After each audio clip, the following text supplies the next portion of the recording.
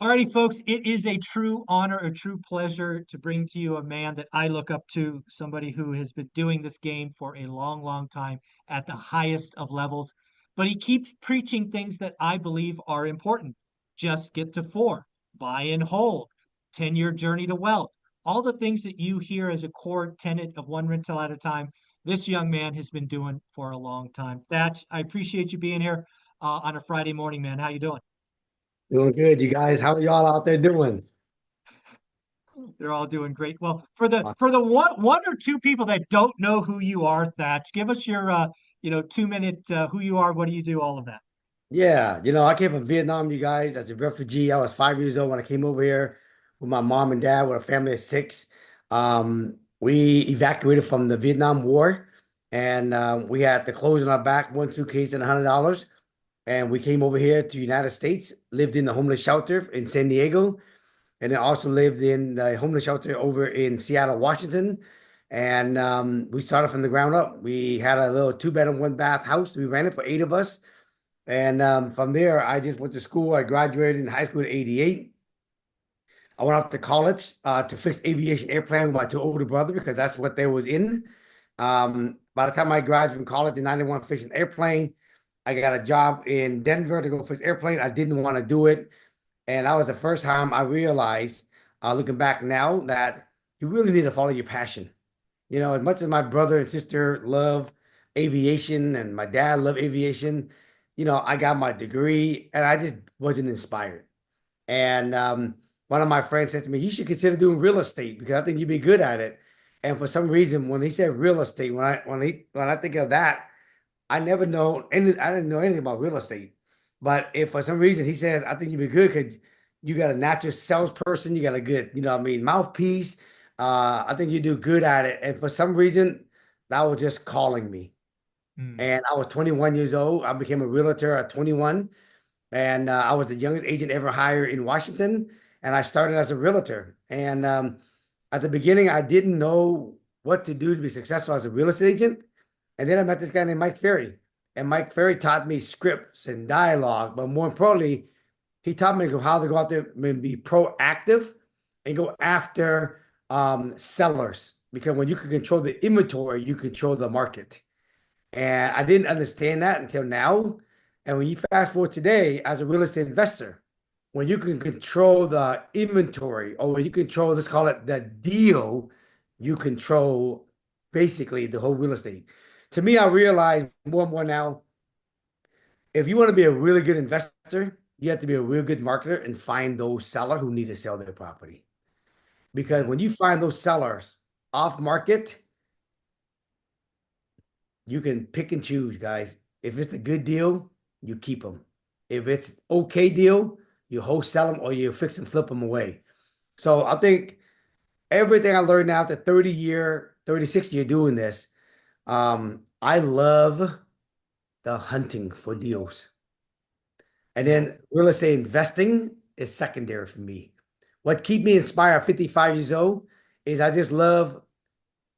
love still being a problem solver for me and my company and how to find deals, how to find good deals. But more importantly, now we're going to talk more about it soon, is how to find the new sliced bread in real estate investing with today's interest rate, with today's new price. And I love solving problems still. I'm still, I don't need to do this. I have a Right. lot of wealth today, but I love growth. I love creativity.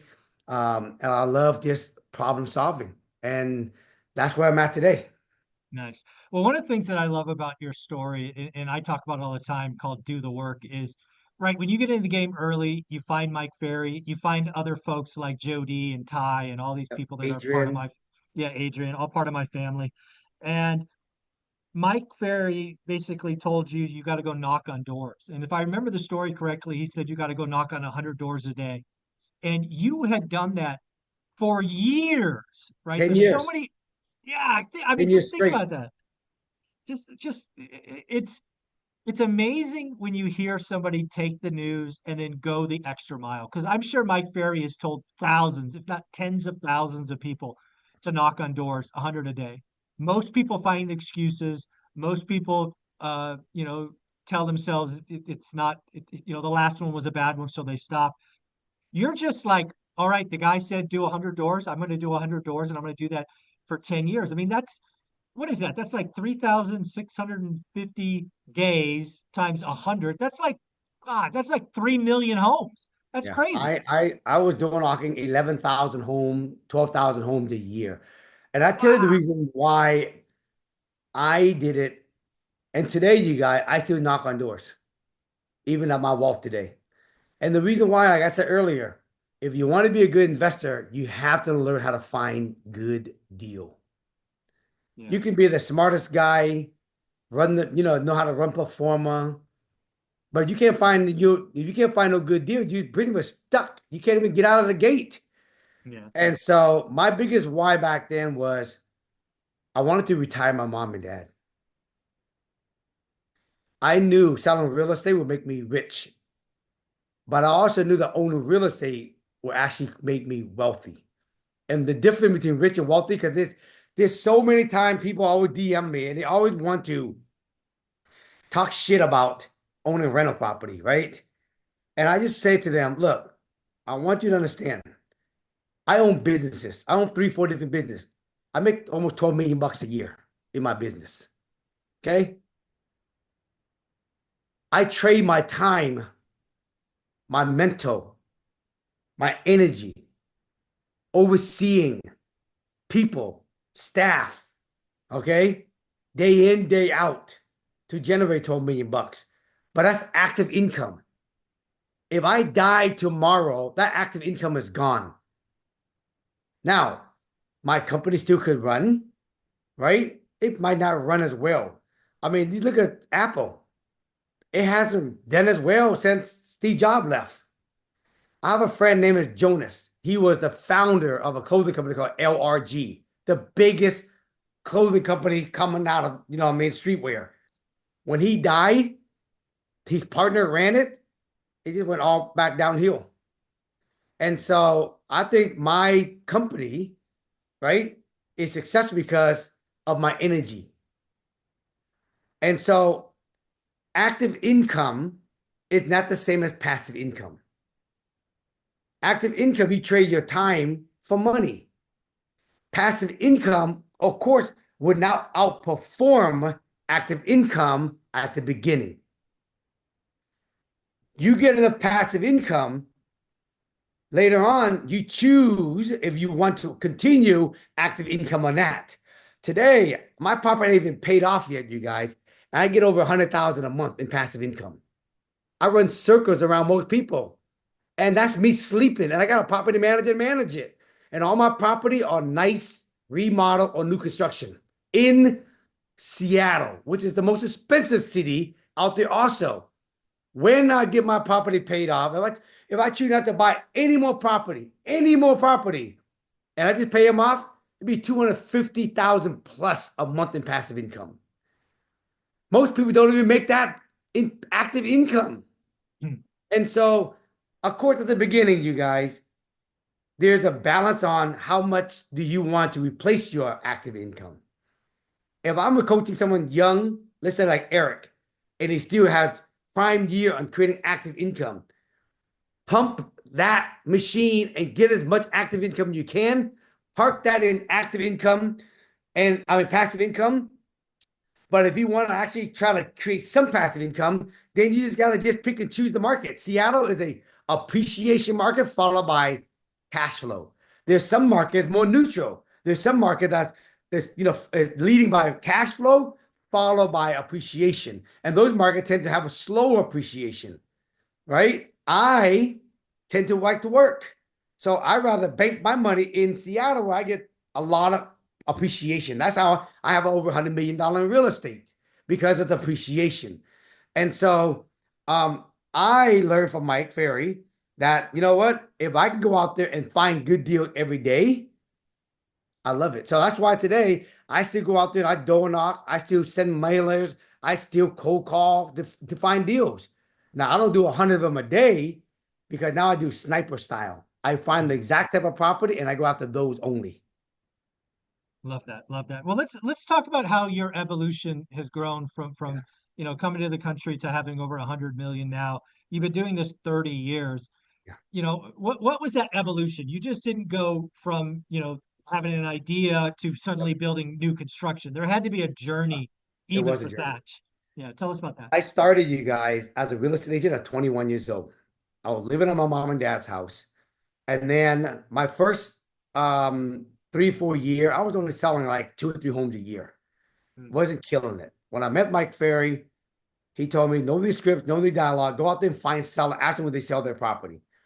And then I did $100 a day, 5 days a week for 10 years. And I had to practice my reps of being a good salesperson. And what happened was my first year with Mike, I did like 10 deal and then 20 deal and 30 deal. mm, And that's how I started making money. So my active income was selling real estate. Okay. So I was making money doing that. And then I met a mentor, Saul, that says, look, you can sell real estate for the rest of your life, but you're never going to have a lot of wealth. And if you stop selling real estate, you can never actually slow down and actually have the same lifestyle. If you want the same lifestyle, buy real estate, park it, because by the time you get to your 40 plus, you're going to have a lot of wealth. So you don't need to stop working out that because you're in your prime year. Pump it. And so I just bought in my first property, I bought a first property in 1997. In my first property, I did 5% down, house hack. mm. And then at that time, they didn't have a real type regulation. I was house hacking my way, like 1 or 2 houses a year, house hacking. I live in it and then house hack another 1 year later, right? I just kept doing that for the first probably 8 or 9 houses. And Wow. then from there, right, I realized I need to speed it up. Mm, And I started basically selling real estate. I started upping my game in real estate, selling, 30, 40, 50 homes a year. At the same time, I started selling fixer upper and land to builders. And then they mm, give me the list backs. And then I started getting now 80, 90, 100 deals a year selling real estate. But I was learning selling home to investor and builders. I realized, damn, I was seeing all their HUDs and I was seeing how they were doing it. And then I said, when I ever find a good deal, I'm going to keep it myself. Because Saul said to me, own real estate. And mm, he really got me thinking. So the good deal, I will buy those deal myself and fix and flip them, or I will wholesale them, get a bigger fee than just a 3% commission selling it to a builder or an investor. So I add wholesaling and I add a fix and flip to my residential business. Now I got 3 legs going on one time on active income.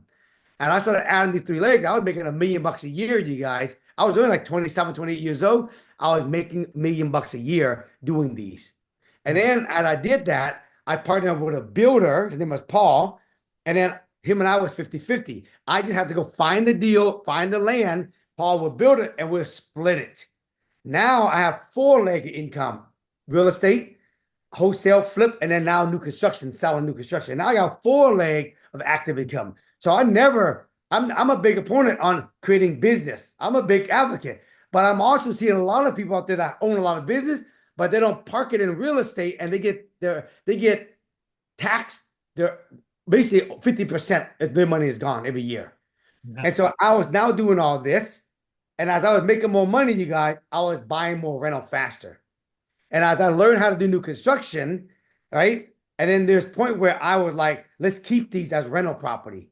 So some of them will sell, some of them will keep. Some of these flip, I will keep versus selling. And then about probably, I don't know,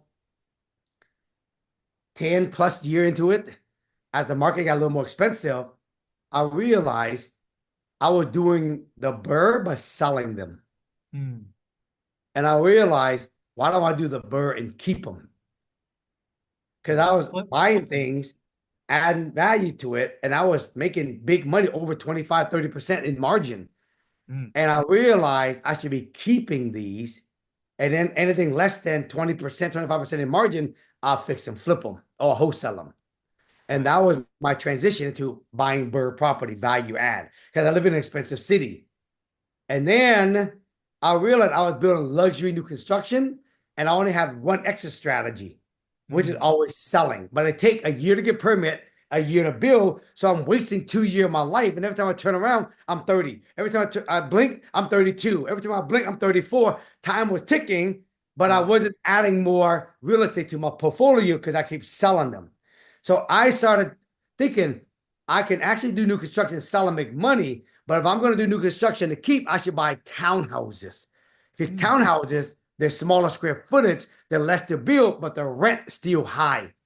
And that's on building townhouses to keep as rental as I was building luxury homes to sell. So I mm, still kept my active incoming. Now I'm selling real estate, wholesaling, flipping, building new construction, but I started keeping Burr deals, townhouses as my portfolio. And that's how all my portfolio always 40%. Every time I get done, 30 to 40% equity. And mm, then about 5, 6 years ago, the new trend that just came into Seattle called ADU, accessory dwelling unit. And the first phase was if you want to build ADU, you got to live in the front house. Well, I didn't build, I just bought the property and I bought a good deal and I just had the land sitting in the backyard. And then a year and a half go by later, they said you can actually rent the front house and then you can build the ADU. And then that's when I started picking up the pace, buying more property with backyard, and I started building out ADU. And then now, a year ago, they said if you build an ADU in Seattle, right, you can get two separate APN number. You can sell them separately now. And mm. that became the new game changer in Seattle. Only state of Washington has the separate APN. California just got approved, but every jurisdiction take a long time to implement it. But San Jose was the first city that implemented the separate ADU. And now when you build in San Jose and put ADU, remember you guys, this is single family zoning, not multifamily.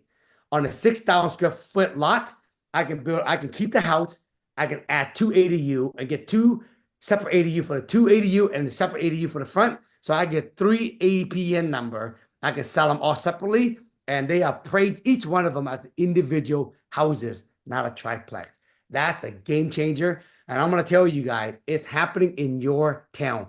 I promise you. Google, is there ADU in my city? And every one of you guys will be shocked. The answer will be yes. Yeah, I think this is definitely going to be one of the solutions most cities, if not all cities, take for affordable housing. That's why they're doing it. Oh, no That is question. exactly why they're doing it. Instead of rezoning single family into multifamily, they overlay this Hmm. thing called ADUs condo wise. And how are they doing it? You got to get separate APN is this.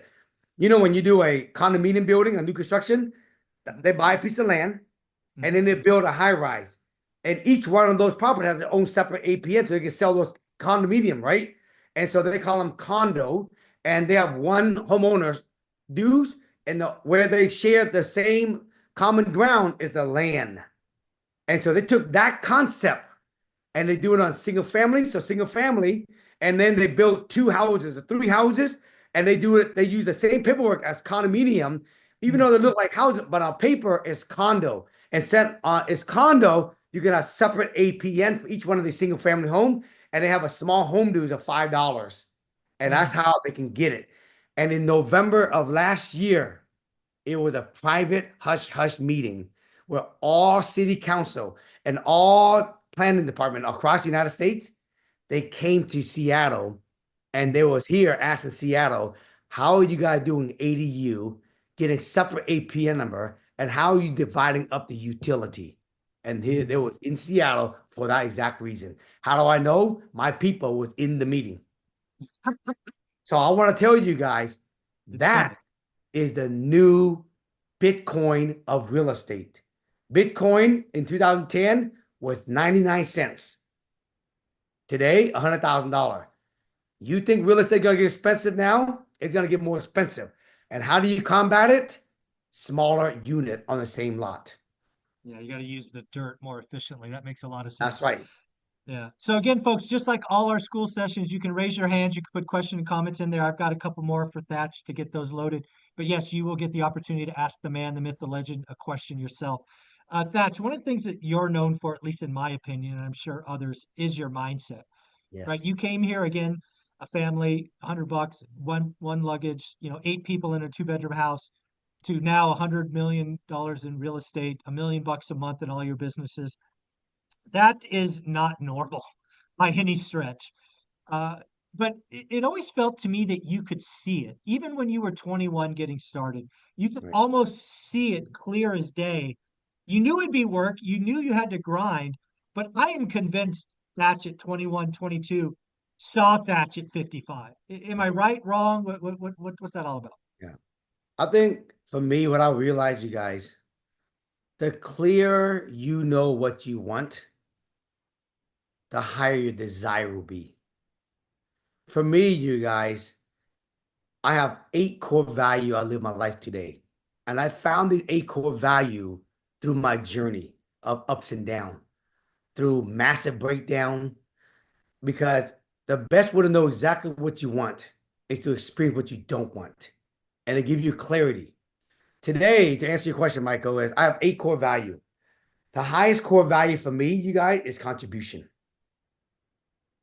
Why?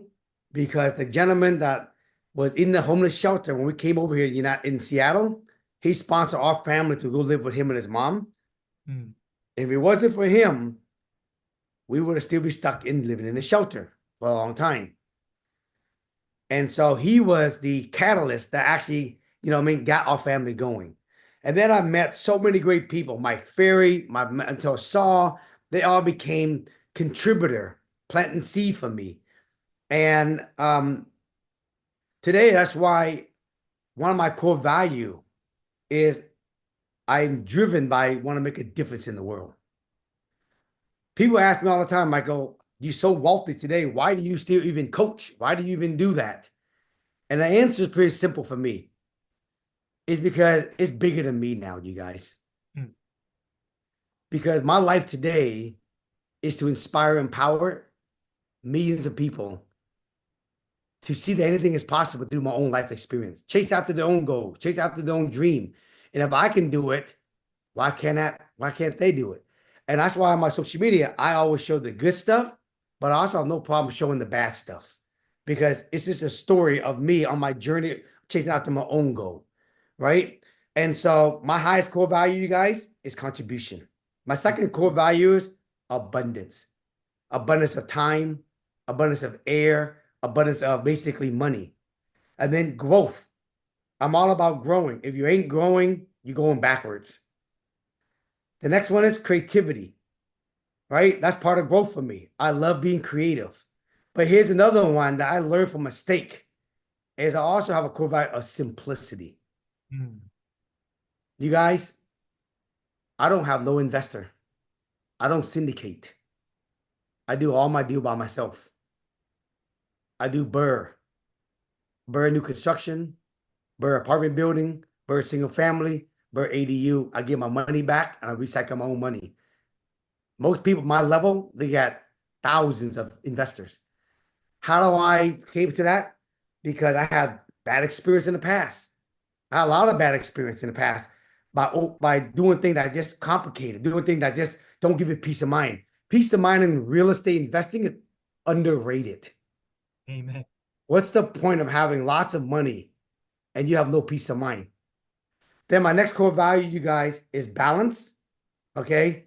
And then family, right? And then fun. So if I don't have fun enjoying what I'm doing, I'm done.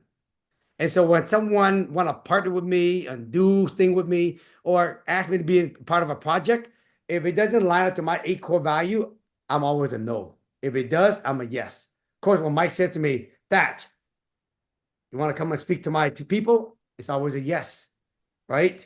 And that's who I am. And so to answer your question, you guys, why I'm so driven because the more I got into my life, the more I realized my purpose. And today, I'm driven today, not because I need more money. I'm driven today because I want to impact millions of people before I leave this earth, including my 2 boys. Yeah, we're going to get to your two boys in a minute because I wanted to ask about that. But one more question about mindset. When people look at your social media, it's very easy for them to see the flash, right? The car collection, all of those things, which are a lot of fun, I'm sure. But the thing that I've always admired about you is how you give back. I mean, you have a check behind you for $1 million, It's a real right? check, just so you guys know. Yeah, I know, I remember that. So again, you give back in many untold ways. And just talk about philanthropy, because again, you're not afraid to write big checks. No. Um, it's part of contribution. I sit on a bunch of different boards in Seattle. I sit on a board called First Place. First Place came to me about 10 years ago. They said, we have a lot of families come out of transition housing that they can't find a house to rent because a lot of landlord won't rent to them because they have bad credit. And so since I sat on the board, and when these families come out of the homeless shelter, not because they're drug addict, because they just had bad, what you call it, and then Section 8 will give them voucher, and then they just need a landlord to give them a chance. And so I decided, since I sat on the board, I will use my house to rent to them as transition housing for like 2, 3, 4 years. And after they get going, and then they will go and get more permanent housing.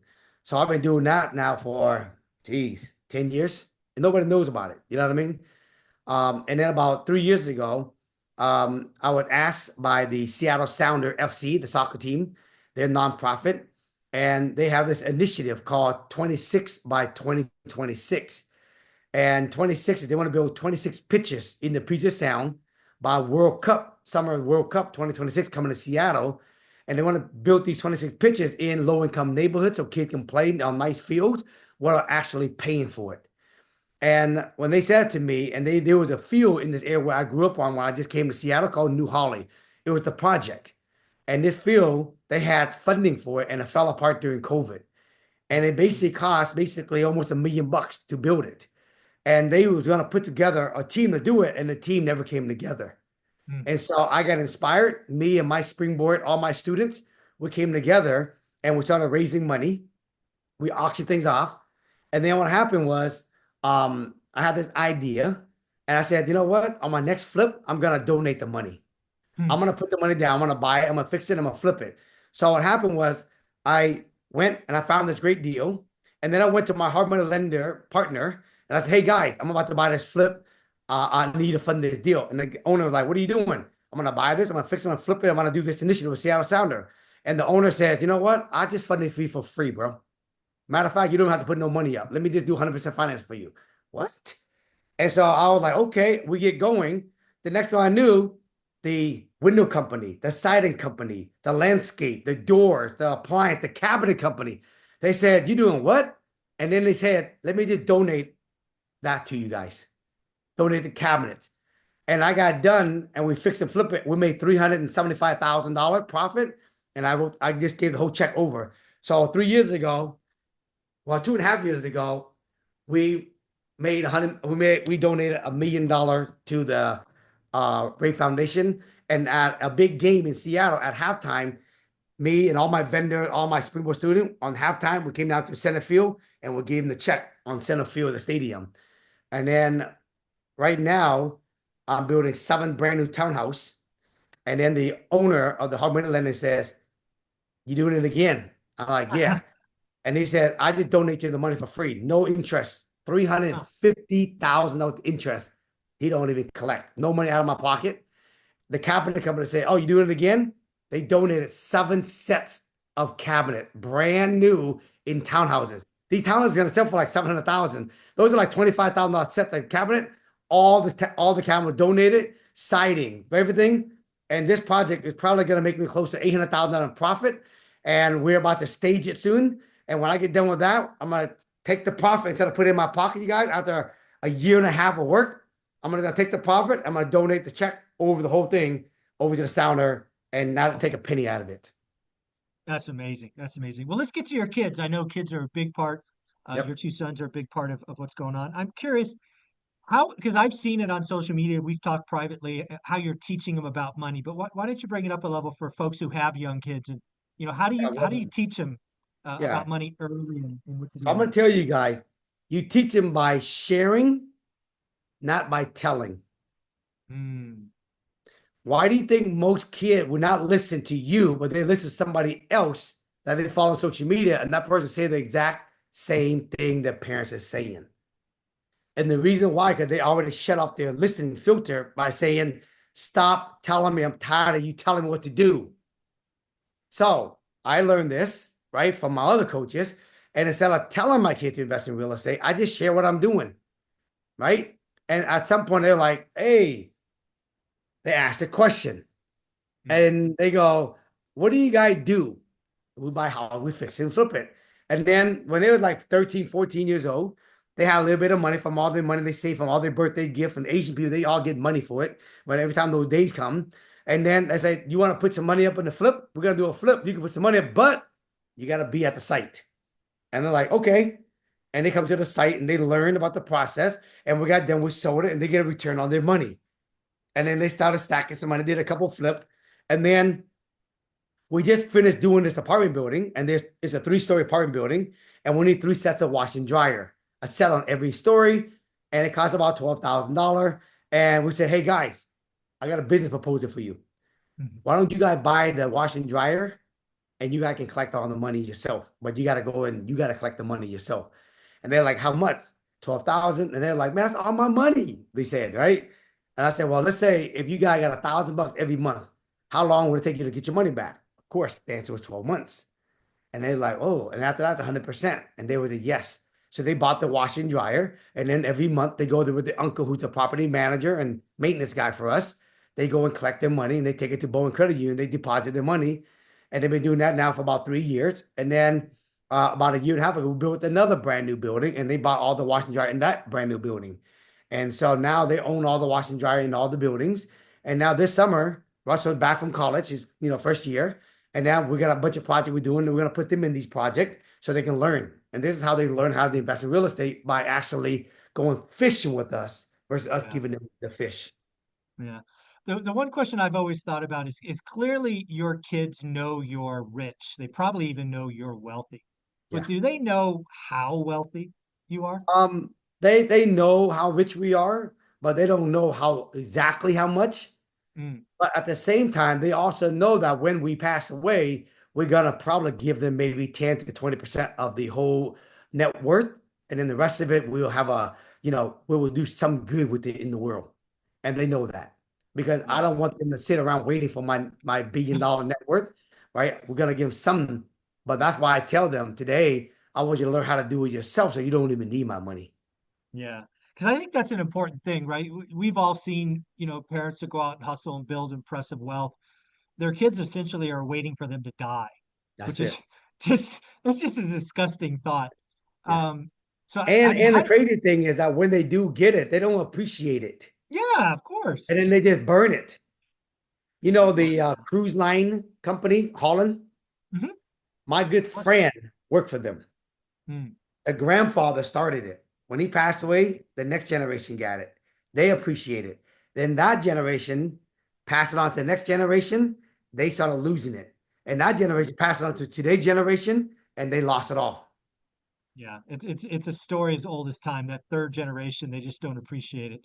The That's the right. one question I have for this before we go back to some comments is you had, I'm going to call it a gift, right? When Yeah. you came to the United States, it was a gift, but you were also given the gift of struggle and you knew Yes. what it was like to live eight in Yes. a room.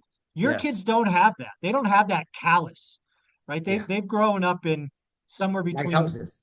yeah, and nice cars, and they That's learned right. to drive a Ferrari or whatever it was. It Right. was like that's not normal for a 16-year-old. So That's right. how do you How do spark you, that how do you balance hunger? that? Yeah, I get Yeah. it. Yes. I don't have a problem letting my kid drive my Ferrari because I want them to get exposed to wealth. Mm, I want to use my Ferrari as the inspiration, but they're not gonna get the Ferrari. It's right. no different than you guys going to a seminar, seeing people on stage doing well. So I am their speaker on stage, and I want them to get a taste of driving the Ferrari, driving the Lamborghini. But they know clearly they're not gonna get the wealth of me.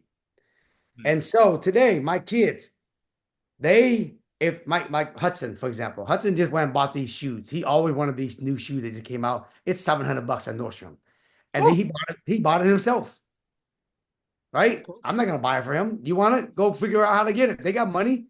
They got money coming in every day from their thing, right? Russell the same way. So, but here's the thing: they've been exposed, and they don't mind having nice stuff, but they don't. They're not in that. They're not. We live like they know as much as nice stuff I have. We live a very simple life. Other than if you take my cars away, nobody will know I have money. Right. Okay. That's And so my kid also, They don't go after like some kids. They don't go after like buying $1,000 tennis shoes every week, like a whole garage full of them. They get two or three pairs and they're good, right? They don't buy super expensive clothes. They just very, simple. And so we taught them that from day one. I don't mind you guys having good stuff, but you don't really need a lot of it. You know what I mean? How much do you really need? So I balance it out and I make sure that they still have good stuff, but majority of the time they just live simple. And here's the reason why I do that, you guys. I want my kid to be problem solver. Mm. The worst that you can do is solve the problem for your kids. The worst that you can do is take the grit out of your kid. The worst that you can do is make it easy for them. Because when you pass away, they're not going to be a good problem solver. I want to know when I pass away, my kid know how to solve problem at the highest level. And Mm. so what I don't want to do is I don't want to make it easy for them and jump in and solve a problem. I don't want to make it easy for them and always basically hand it to them. I want them to learn how to do it themselves because I want them to know how it is to struggle. For example, my kids, the first year, they gotta drive the ugly Honda, Yeah. right? And then after that, then they were split. Like my son Hudson just turned 17. He drove the Honda for a year. You guys see the Honda I drive. You follow me on social media. That's my little get around car. They got to drive that car, right? And now they're 17. So recently we bought a Tesla for him, right? So he paid half of it out of his paycheck, and I paid the other half out of his paycheck. Mm. And why? Because I want them to make sure they appreciate they paying for it. They got to take care of it. Yeah. I love that. I That's love what it. I do with my kids. Very, very cool. Love that. So we're going to get some comments, questions. I'll tailor them to your story. We'll go to that where you cut your teeth, door knocking. Mm, What are some principles, some strategies for door knocking, cold calling, all of that? Let's pretend you're not an agent. Does anything change being an agent or not an agent door not, knocking? not at all. Not at all. You got to really think about, you guys, is for me, the more focus you are on what you're looking for, the faster you're gonna get it. Now, there's two type of, I'm gonna call it lead gen. Hmm. There's one that where you just blast the whole entire city and you're gonna get all kind of deals so you can wholesale make some money. Or there's what I call sniper style on what you like to get so you can buy. For me, and what I teach a lot of my students. If you're not going to do wholesaling as a full-time job, just focus on the area you want, what you want. Because if you don't meet your standard, you can always wholesale that. But if you want to build a whole entire wholesaling company, then you're gonna have to market to the whole entire city of Seattle. But if you want to go find an ugly house with lot size, then focus on these cities area in Seattle. Go after it. Call them, door knock them, right? Send out flyers, text them over and over and over and over, right? And get them. If they meet the term, buy them. If they don't meet the term, wholesale them. And so it doesn't change at all if like you're an agent or a investor. You just gotta know what you want to buy, get single amount of focus on it, and then you gotta do it consistently. One or two postcards, right? Ain't gonna turn the rock over. Yeah, no, I mean that's something I've seen for all the great investors like yourself is consistency, right? And Yeah, again, it takes practice, right? You did 10,000 door knocks a year. that's right. I'm always afraid of when I have somebody talk about this, they're like, and you tell them you got to do 100 a day. Yeah, They might get excited and do 75 the first day and then 50 the next day. Then they have a bad experience and they take the next day off.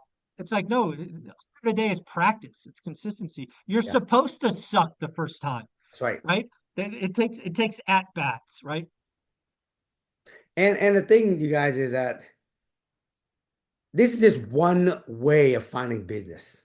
Mhm. I'm not saying it's the only way. I have a lot of people in Seattle that bring me deals.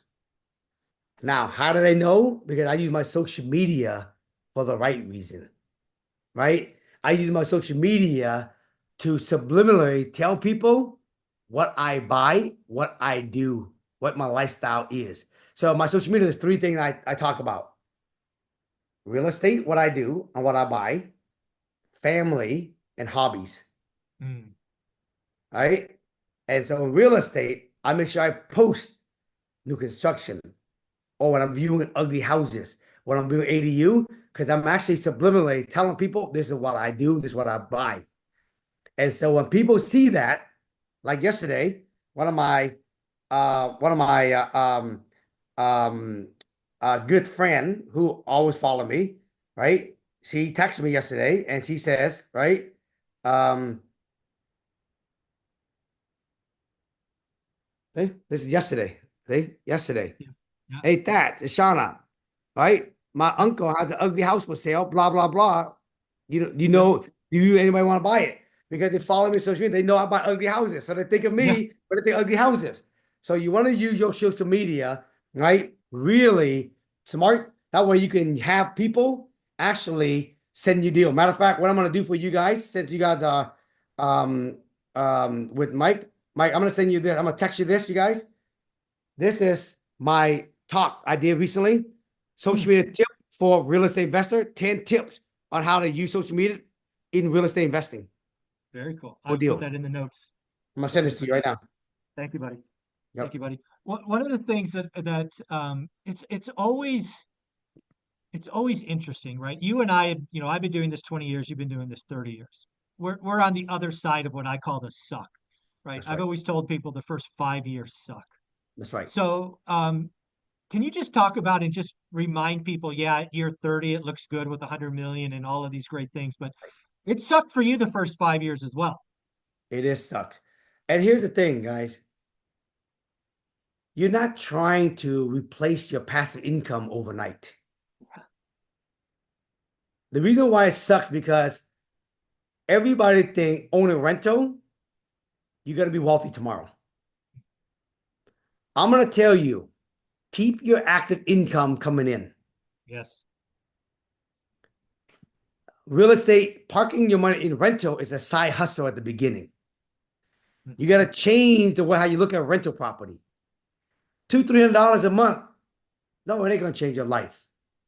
But you're building an empire in the back, and very people have the patience to build the empire. They want to actually eat now, but they don't want to build the empire, so they eat forever in the future. So if you change your mindset, just know part of the first 5 year, you just making money, you're parking in rental for number one reason why you buy rental property, you guys, is for tax write-off. yeah. Tax write-off is as good or better than cash flow. And I Second get that. reason why Yeah. you do it is for growing your net worth. Because when your net worth grow, you can always borrow against it. Never sell, always upgrade. Never sell, always upgrade. And then third, cash flow. So if you think it from that perspective, then you're not impatient and you won't suffer at the beginning. You're just planting seed, so you have the farm for life. Most people plant today, eat tomorrow, but they never Mhm. have a farm they can eat for life for generation. Yeah, I agree with all of that. One of the things that's always fun to talk about is all of us have had mistakes, some of them spectacular mistakes. Can you just share a couple of, people look at you like you're perfect, Yeah. but share a couple of mistakes you've had and what you learned from those mistakes? I had so many mistakes, you guys. This is why I learned my core value. Okay. I'll give you one mistake I learned. This is how I came up with simplicity. I get a phone call from my friend, longtime friend, Thatch. I have a real good friend named David. He lives in Costa Rica and he's in bed with the owner of the Costa Rica hotel casino and with the government. And that guy right there want to build and expand the casino and the hotel on the vacant lot next door owned by the government. So the government want to be part of it, built this. And right now, right, they are looking for investors. And I was like, whoa, hotel casino? I never owned that, but that sounds like awesome to be invested in that. I don't know jack shit about it. I don't know nothing about Costa Rica. I've never been there in my life. Okay, how much? Right? Well, right now, we're trying to tie up the property. So, right, it's going to cost $250,000 earnest money to tie up the property. And then after we tie up the property, David says, we can go out there and raise capital. So I'm like, sounds good to me. I didn't realize I was the dumbass. I'm the one putting up the earnest money. I didn't realize that when I was in the middle of this. Like, where happened to all the other investor? I'm the dumbass putting up the earnest money. So I put up the 250,000. We had a 30-day feasibility. 30 days go by, and you know what? We don't have all the answers. So we're like, we're gonna cancel, right? I want to cancel. The guy was like, you know what? If we ask for a 30 days extension, I will get the answer from the government. And the owner said, well, I'll give you a 30-day extension, but if you don't, but you have to waive your earnest money if I'm gonna give 30 days. And Davis went up and down. The government backed us up. The government backing us up. We can get this. I was like, okay, great. 30 days go by, you guys. And the deadline came. No answer from the government. I lost my 250,000. And Mm. guess what? I got that money from my dad HELOCs out of his personal house. Oh, ouch. Twofold pain. Yes. Pulled money out of my dad's house, put him at jeopardy, and I invested in something I know nothing about. So simplicity came in and I learned. Because remember, every time you make a mistake, you ask yourself, what did I learn from that? So I don't make the mistake twice. I learned that if I don't know nothing about something, if I have never done business with anybody, if I don't know the product, if I don't know the city, if I'm not going to take the time to do the research on vetting the person I'm going to do business with, the product, the city, stay the hell away. Yeah. Keep it simple, doing what I know. I was already doing great. And so then I said to myself, I can have abundance and have simplicity also. And Right. that's why today, you guys, I don't like messing with investors. I don't like partnership. And I invest in what I know and I go deep with that versus going wide in real estate. Yeah. It's funny. And I You and got I so had a many stories just so you guys know. Yeah, you and I had a private conversation at an event we were both at in the green room. And I remember saying, because both you and I built impressive portfolios, but with no partners. And, Yeah. and we're like joking. It's like the bigger the name, the lower the return. You remember that conversation? Oh, yeah. Look, I've done syndication before, you guys. When you're a syndicator, okay, when you're a syndicator, you're raising all this money, right? And you're gonna give easy probably 70% away of to the investor, and you get Yep. 30%. But your 30%, depending on if you have partners, that gets split up to your partners. Yeah. But then you manage thousands of investors. Now, some people argue, go, yeah, but I own 10% of 1,000 door. And I say, great. But I'd rather have peace of mind and own 100 to 100% myself. Amen. Amen. Well, we got one more question here from Cameron. You've shared a Vietnamese proverb. I'm going to Yes. mispronounce this, but Fuck how? there you go. That one. Can you tell us really what that means and why it's Yes. important to you? Um, I was speaking at a big event, 3,000 people, and his name was Tom Ferry. Hmm. And I was telling people, and they'll learn this again from life experience. Our job, you guys, is to figure out what we want and why you want it. Our job is not to figure out how it's gonna all happen. If you look at all the ways, if you look at your life and how you got where you got today, you couldn't write a perfect business plan to get where you at.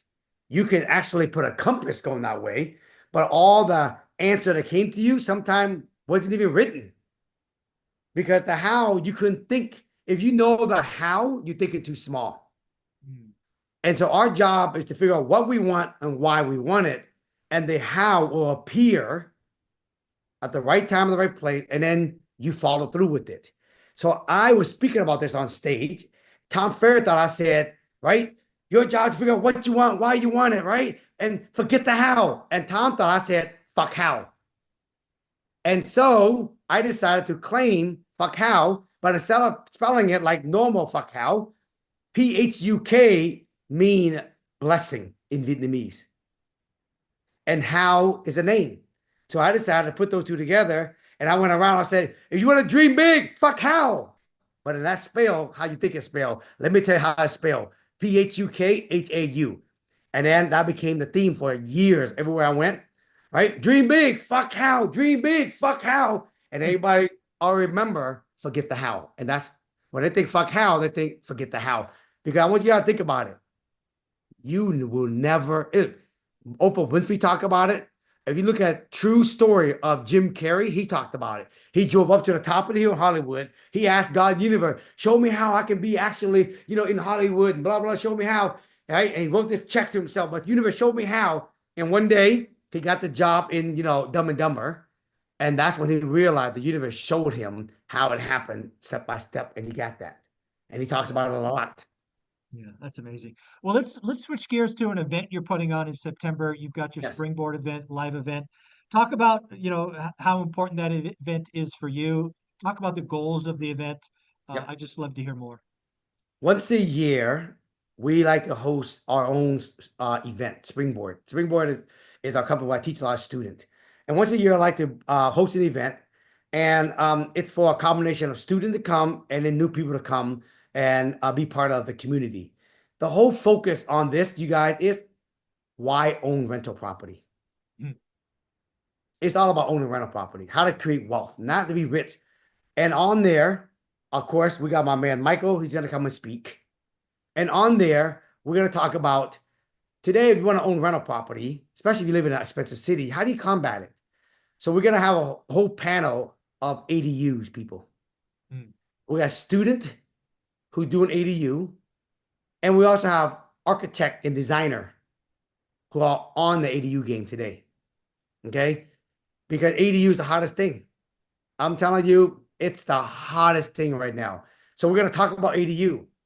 And then also, when you got own rental property, the question always is, do you do short term, long term, midterm? And so we're gonna have a panel of people who specialize in short term, midterm, and long term, and you can hear their perspective on how they do it. The whole event is all geared towards owning rental, owning rental, owning rental, owning rental, owning rental.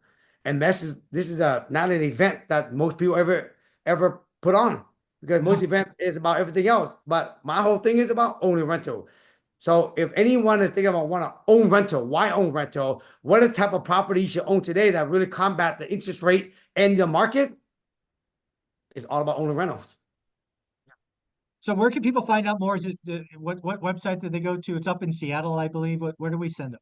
Yeah. So it's gonna be in Huntington Beach, California this year. Oh, honey. Oh, going to Cali. I like it. We're going to Cali. Okay.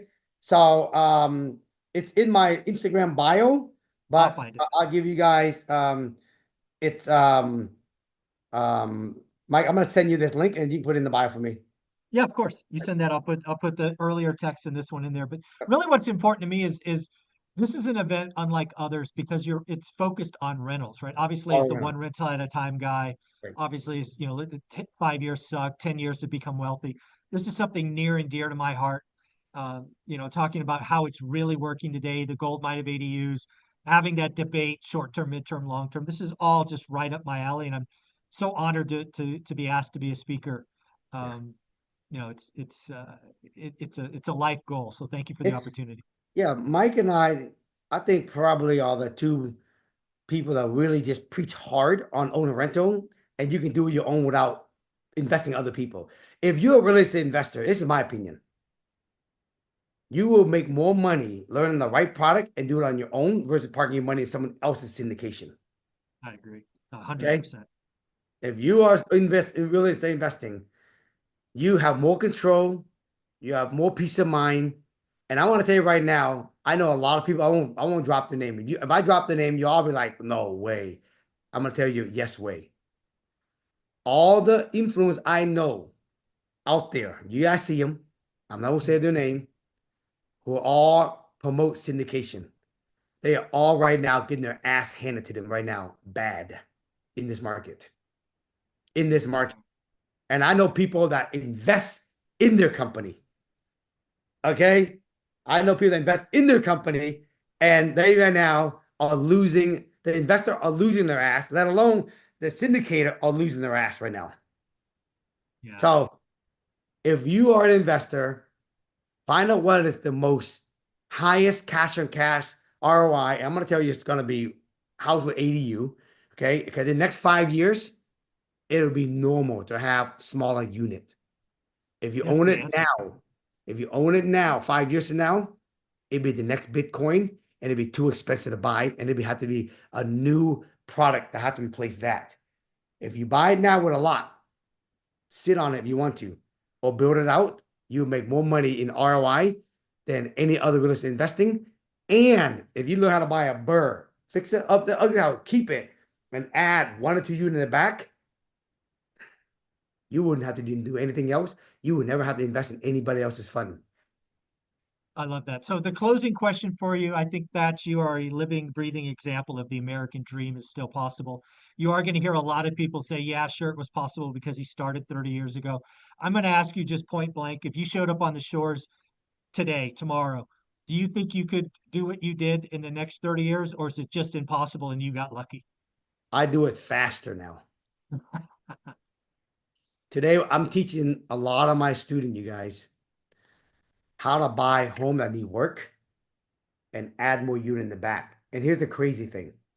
Mike, can I share something? I'm gonna Yeah, share. I'm gonna if you let me share something, I'm gonna show them something.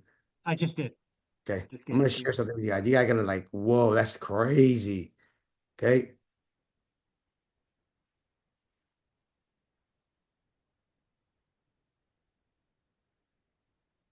This is ADU right here, you guys. I'm gonna Hmm. show you something. This is a house right here I bought recently. This is Yep. on a 5,000 square foot lot. And then this is the 1,000 square foot ADU, three bedroom. Look at the numbers to these. These are real numbers. I bought the house for 510. It's a two bedroom bath fixer. Right. This is what I teach my student. And you guys can all do the same thing. I put 60 grand into this house rehab and I'm all in for 570. I rent it out now. The bank I paid for 700,000. I made 130 grand on this house. Okay. Mm. The ADU, the dog do next door, it cost me $400,000 all in. The bank appraised for 750,000. I made 350,000. That's 480 grand off Mm. this one house. What's crazy, you guys? All I had to do is put down 20% to buy this. And right here, if you put an ADU and you can get it separated from the other house, you have it free and clear because the lots came with the house when you bought it, right? You Yeah, don't have to yeah, pay a lot. And if you get plan the permit, which is about 20 grand, right? I know banks that will fund it 100% construction, no money out of yeah, your pocket. yeah. Using the dirt as collateral. Yeah. That's it. You got it, right? So you think about it. 20% of 512, 500,000 is 100,000. I Mm. made $500,000 off 100 grand. That's the highest ROI, Oh, right? yeah. And the And then reason why, tell people stats real quick. Just tell people how long, because again, the numbers are one impressive. year, There look you how go. crazy it is, you guys. Look, I'll show you this, okay? To do this there, right? To do this condomized paper, to draw the paperwork, this line right here, this is what they call Hmm. condomized. Yep. It takes 30 days to get a survey. So as soon as you buy the property, you get the survey going, right? Hmm. Then, right, to do this line right here on paper, look, it takes about 2 weeks. Yeah. But you buy the house, you rehab it. It takes 4 months to get permits for a dollar because there's in the city, you gotta know this. There's two lines in the city to get permits. If you build Mm. a regular 26, 3,000 square foot house, you go into the regular line 1 year for permit. If you do an ADU, they put you in the fast track line 4 to 5 months because they want to Mm. pump these out before they pump these out. Mm. So you get 4 to 5 months to get a permit, and it takes 5 to 6 months to build out one of these 1,000 square foot house. So literally the whole year, you can do a whole project in a whole year. So when you think about it, a whole year to make $500,000.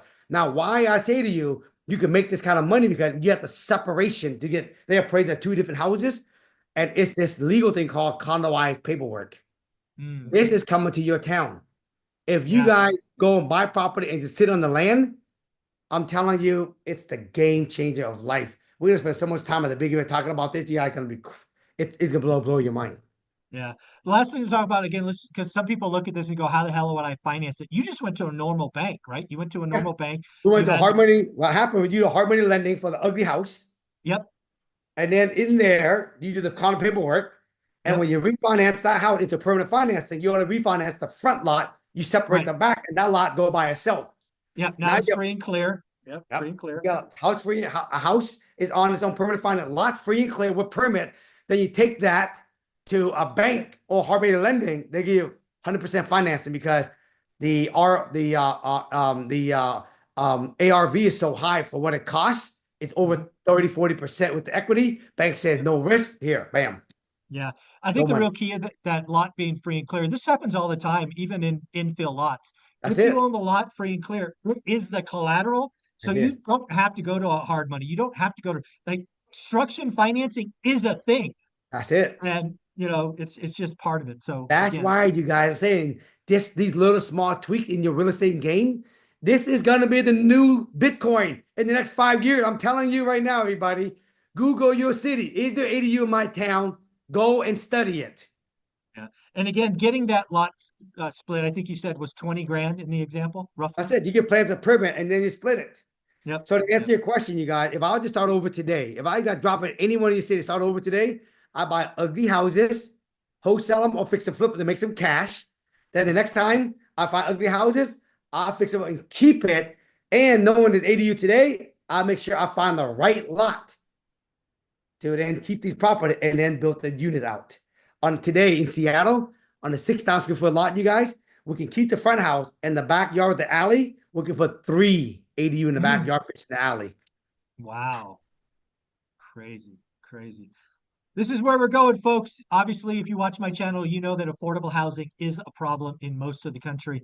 This is going to be the answer for most jurisdictions going forward. It's already happening in Seattle. California is right behind it. Vegas is even adding Yeah, casitas. yeah, Vegas, Arizona, casita. Matter of fact, one of my students right now is working on a Dadu right now in Las Vegas. Nice, nice. In the southern Summerlin is where the big Yep, lots are at, Michael. yep, yep, yeah. Well, Okay, you know what? We'll make an introduction. I'll go see what they're doing. That'd be a lot of fun. good. That's you're amazing. Thank you for doing this with our community. Keep leading from the front. I'll keep following, and I'll see you at your event. All right, you guys have an awesome weekend. Talk to y'all soon. Peace. Thank you.